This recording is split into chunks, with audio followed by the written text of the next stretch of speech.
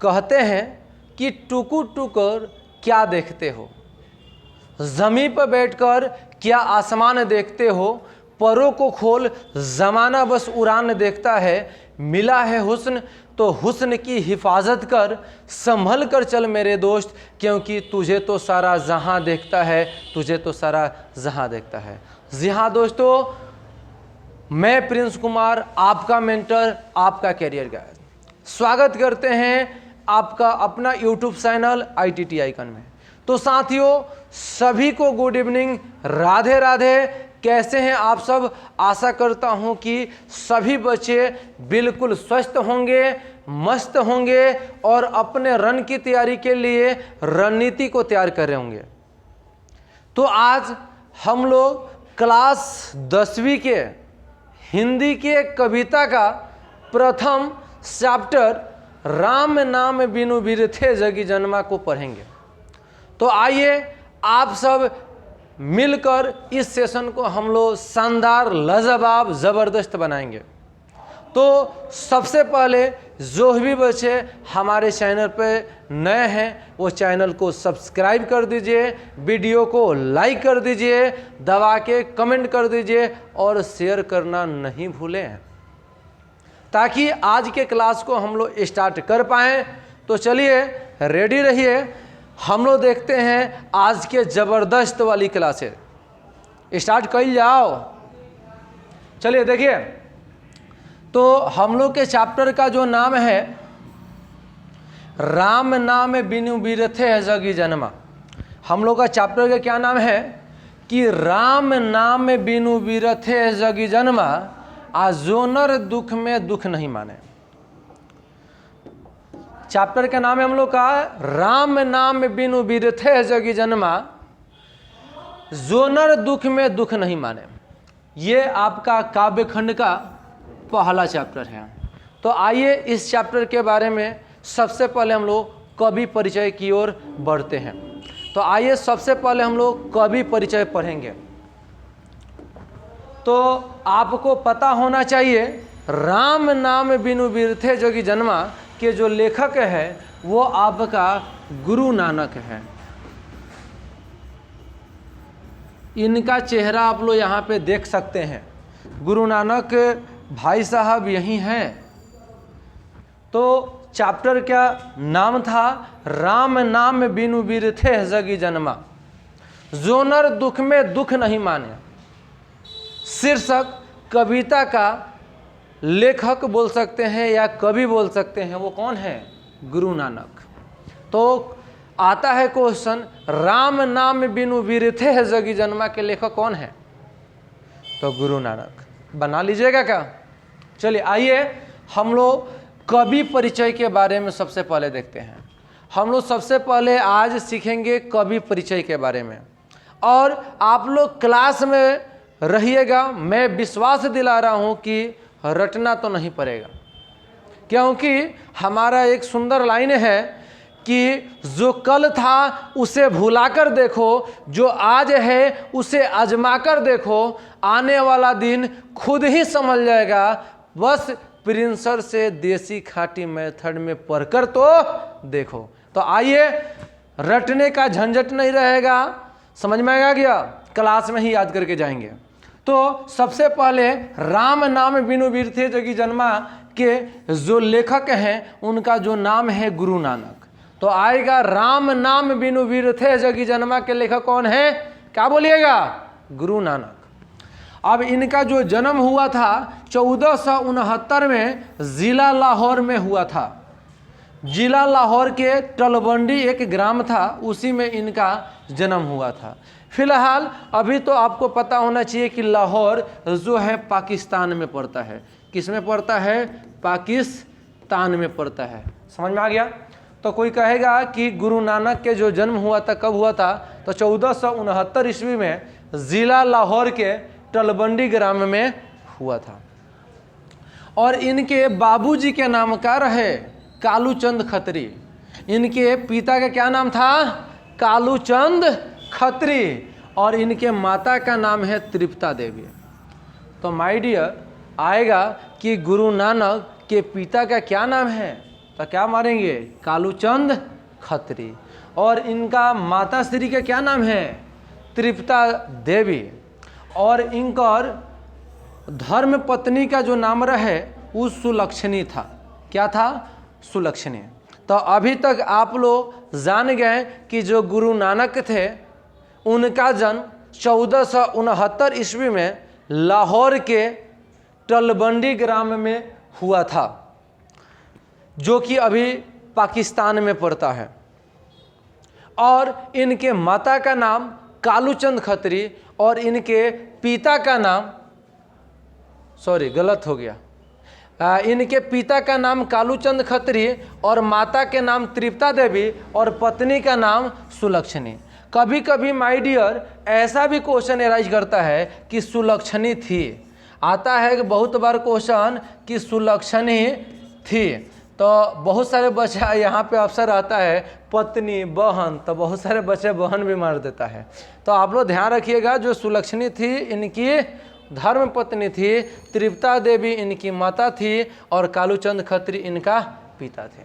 तो बोलिए ये क्लास समझ में आ रहा है? एक बार दबा के आप लोग कमेंट करिए यस सर अगर समझ में आ रहा है तो, अगर नहीं तो कमेंट करिए जो भी अगर आपको प्रॉब्लम होगा।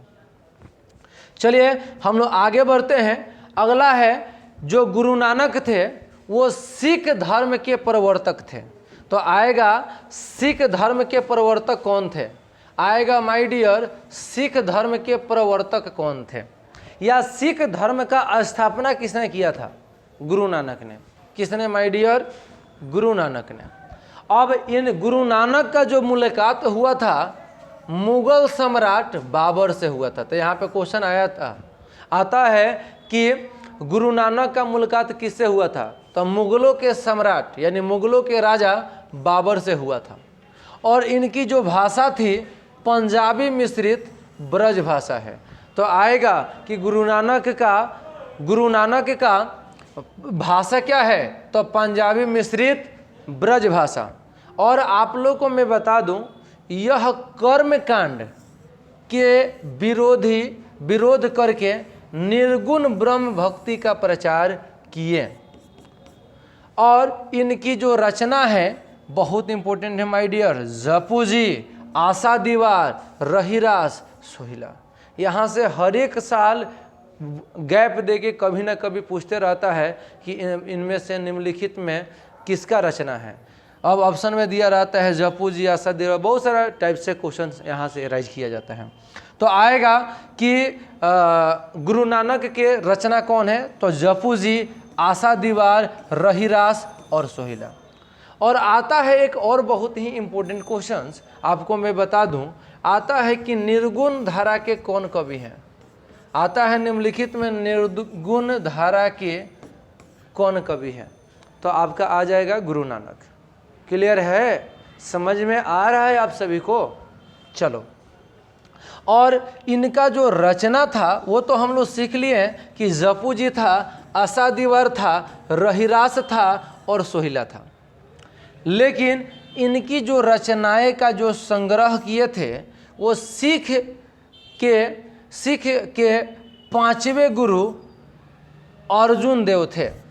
अर्जुन देव ने किए कब? 1604 में। तो यहाँ पे क्वेश्चन अराइज किया जाता है कि सिख के पांचवें गुरु कौन हैं? तो अर्जुन देव। सिख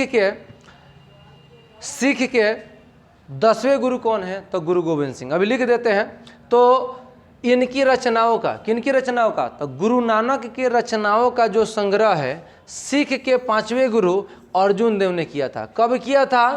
तो 1604 ईस्वी में किया था। आप लोग को मैं कुछ बता देना चाह रहा हूँ, बहुत इम्पोर्टेंट है। सिख धर्म का प्रवर्तक अगर आपसे पूछा जाएगा, सिख धर्म के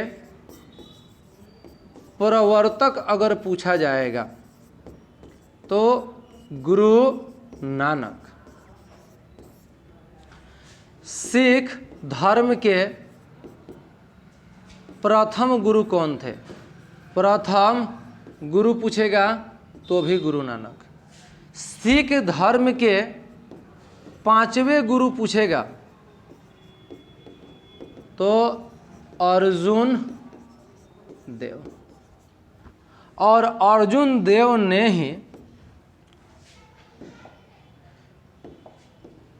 इनकी रचनाओं का संग्रह किए, इनकी रचनाओं का संग्रह किए। कब किए? तो 1604 ईस्वी में किए। अब आता है सीख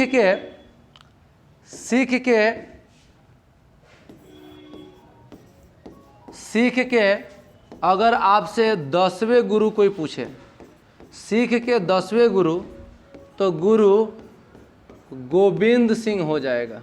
क्या हो जाएगा? गुरु गोविंद सिंह हो जाएगा। और आपको पता होना चाहिए गुरु गोविंद सिंह का जो जन्म था कहाँ हुआ था? यही पटना में। और इनका जन्म स्थान क्या कहलाता है? तो इनका जो जन्म स्थान जो है, नोट करते चलिएगा बाबू, गर्दा उड़ा दिया जाएगा। जन्म स्थान गुरुद्वारा के नाम से जाना जाता है। अभी आप लोग पटना में जाएंगे तो बहुत लोग गुरुद्वारा घूमने जाता है। वहीं पे सिख के 10वें गुरु गुरु गोविंद सिंह का जन्म हुआ था। और आपको मैं बता दूं, और एक और क्वेश्चन बहुत इम्पोर्टेंट है। जैसे में गुरु नानक का तो जन्म हम लोग को पता है कि गुरु नानक का जो जन्म हुआ था लाहौर के तलबंदी ग्राम में हुआ था। तलबंदी ग्राम में हुआ था। 1669 ईस्वी में हुआ था, यह भी हम लोग को पता है। लेकिन इनका जन्म स्थान क्या कहलाता है? आता है कि गुरु नानक का जन्म स्थान क्या कहलाता है? आएगा कि गुरु नानक का जन्म स्थान क्या कहलाता है? तो मैं बता दूं, नानकाना साहब कहलाता है। नानकाना साहब। तो आएगा गुरु नानक के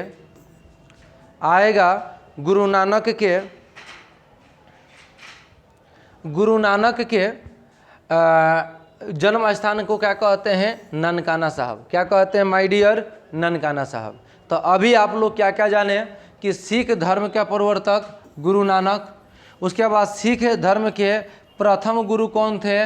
वह भी गुरु नानक हो जाएगा। सिख धर्म के 5वें गुरु अर्जुन देव, और अर्जुन देव ने ही इनकी रचनाओं का संग्रह किया था। और इनका रचना क्या था? जपू जी, आशा दीवार, रहीरास और सोहिला है।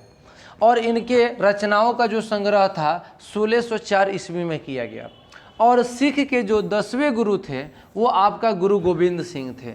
और इनका जो जन्म हुआ था अपना ही बिहार के पटना में हुआ था। और इनका जन्म स्थान को हम लोग गुरुद्वारा के नाम से जाना जाता है। और गुरु नानक का जन्म तो आप लोग को पता है लाहौर के तलबंदी ग्राम में हुआ था, जो कि अब पाकिस्तान में पड़ता है। लेकिन इनके जन्म स्थान को हम लोग नानकाना साहब के नाम से जाना जाते हैं। बताइए कितना अच्छा कंटेंट लग रहा है? आप लोग मैसेज जरूर करेंगे। आइए आगे हम लोग देखते हैं। उसके बाद से और इनकी जो रचना हुआ था तो वो किस नाम से प्रसिद्ध है? और इनकी जो रचना अभी मैंने बताया था कि अर्जुन देव ने किया था। तो इनकी जो रचना था तो रचनाओं का संग्रह किसी न किसी ग्रंथ में किया गया था। तो उस ग्रंथ को क्या नाम दिया गया? तो गुरु ग्रंथ साहिब। तो आएगा कि इनके रचनाओं का आएगा, गुरु नानक के रचनाओं का संग्रह किसने किया? अर्जुन देव ने। कब किया? 1604 ईस्वी में। किस ग्रंथ में किया? तो गुरु ग्रंथ साहिब। और आप लोग को मैं बता दूं, गुरु नानक का कथन कबीर के कथन से मिलता है। और गुरु नानक निर्गुण भक्ति धारा के प्रमुख कवि है। इम्पोर्टेंट है पॉइंट, पूछता है निर्गुण धारा के प्रमुख कवि कौन है? तो गुरु नानक।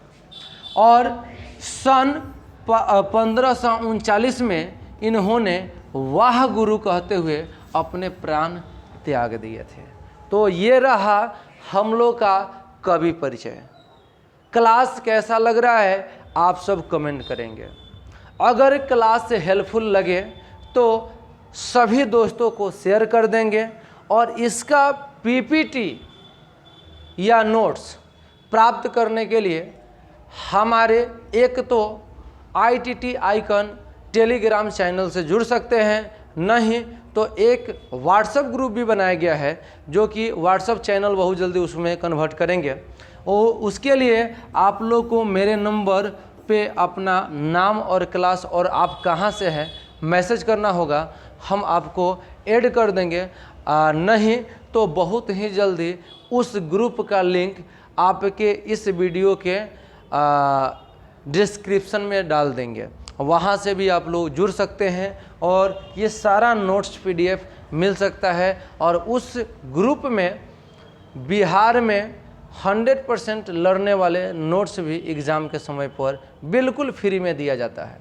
इसलिए अधिक से अधिक आप लोग हमारे साथ जुड़िए और ITT आइकन परिवार का एक हिस्सा बनिए। ठीक है, तो आइए हम लोग जो भी पढ़े हैं एक बार देख लेते हैं, आप लोग को याद हुआ है कि नहीं, क्योंकि हमारे क्लास में रटना मना है। हम रटने पर विश्वास नहीं करते हैं, क्लास में ही याद करके जाइए। समझ में आ गया? देखिए, तो आएगा गुरु नानक द्वारा रचित कौन सा पाठ है? राम नाम बिनु बिरथे जगी जन्मा। उसके बाद से बात आता है, इनका जो नाम था गुरु नानक था, इनका जन्म देखिए वहाँ पे मिस्टेक हो गया था, 1669 कर दिए थे, थोड़ा सुधार देना। 1669 नहीं होगा, सॉरी 1469 होगा, वहाँ पे सुधार लीजिएगा, मैंने बता दिया था। रुकिए अभी ही सुधार देते हैं, अभी ही मैं सुधार देता हूँ।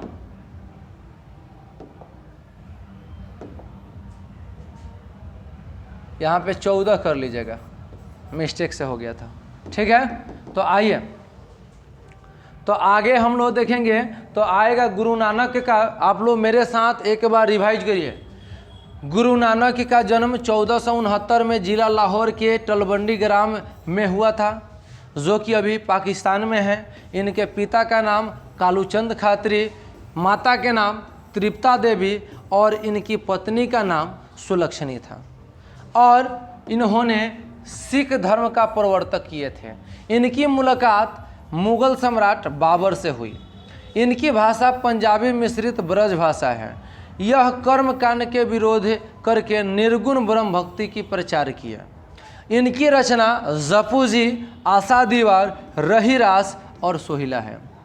बहुत इंपॉर्टेंट है, जपूजी, आशा दीवार, रहीरास और सोहिला। इनकी रचनाओं का संग्रह सिख के 5वें गुरु अर्जुन देव ने किया। कब किए? 1604 ईस्वी में। और इनका जो रचना है क्या कहलाता है? गुरु ग्रंथ साहब में इनका रचना का संग्रह किया गया था। और इनका जो कथन है कबीर के कथन से मिलता है और इन्हें निर्गुण भक्ति धारा के प्रमुख कवि कहा जाता है। और इनका जो मृत्यु हुआ था 1539 ईस्वी में हुआ था, वो भी क्या कहते हुए अपना प्राण त्याग दिए थे? वाह गुरु कहते हुए यह अपना प्राण त्याग दिए थे। तो यह रहा हम लोग का कवि परिचय। अब थोड़ा सा पाठ परिचय हम लोग देख लेते हैं। तो देखिए, इस कहानी में गुरु नानक के 2 महत्वपूर्ण पद प्रस्तुत हैं। यानी कि इस कविता में हम लोग गुरु नानक के 2 पद पढ़ेंगे। प्रथम पद बाहरी वेशभूषा, पूजा पाठ और कर्म कांड पर सरल सच्चे हृदय से राम नाम के कीर्तन पर बल देता है। यहाँ पे अलग अलग कर लीजिएगा। प्रथम पद क्या करता है?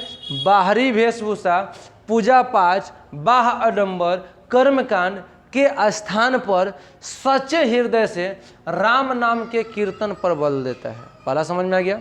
कोई कहेगा यह पाठ परिचय, तो बोलिएगा कि गुरु नानक द्वारा रचित इस प्रस्तुत पाठ में 2 पद दिए गए हैं। प्रथम पद बाह्य आडंबर, कर्मकांड है, उसके बाद से क्या? वेशभूषा, पूजा पाठ आदि के स्थान पर सच्चे हृदय से राम नाम के कीर्तन पर बल देता है।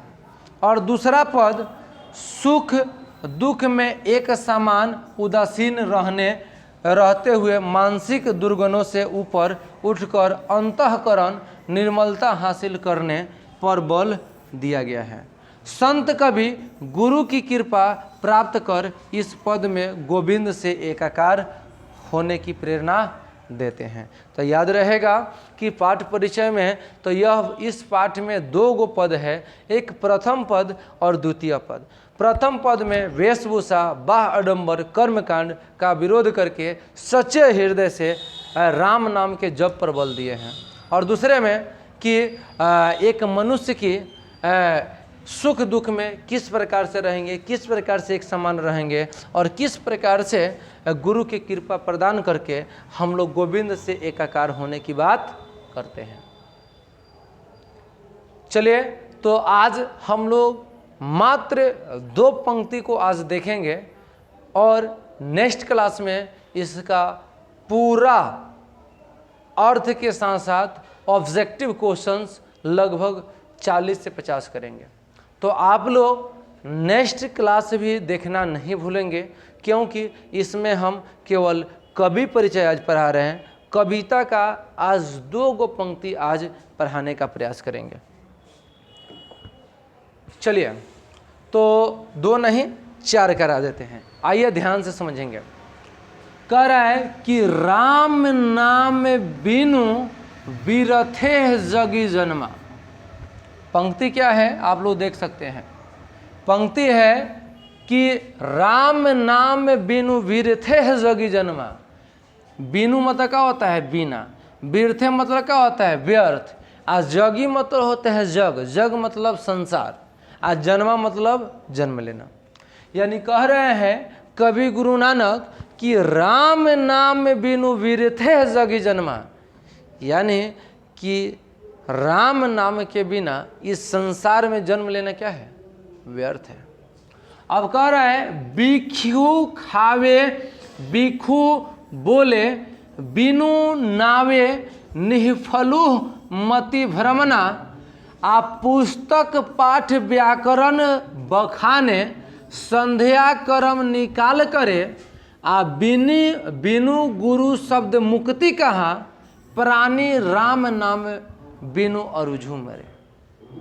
प्रस्तुत पंक्ति के माध्यम से निर्गुण धारा के प्रमुख कवि गुरु नानक कहते हैं कि जो व्यक्ति इन संसार में जन्म लिया है और राम नाम का जप नहीं करता है, तो वो जो बोलेगा वो विष के समान होगा, जो खाएगा वो भी विष का पान करेगा, और उसके मति पर क्या होगा? हमेशा भ्रमण होगा। अब है पुस्तक पाठ व्याकरण व्याखाने संध्या कर्म निकाल करें बिनु गुरु शब्द मुक्ति कहाँ प्राणी राम नाम बिनु अर्जु मेरे। यानी कि कवि गुरु नानक कहते हैं कि भलुक आप दोनों तीनों टाइम पुस्तक बखाइए, पाठ करिए, आरती करिए, सुबह शाम करिए, उससे कुछ नहीं होगा। जब तक कोई व्यक्ति गुरु शब्द का जाप नहीं करता है तब तक वो इस संसार में उसका मुक्ति नहीं मिलेगा और इस सांसारिक मोह माया में उलझकर मर जाएगा। आइए इसका अर्थ हम लोग देखते हैं।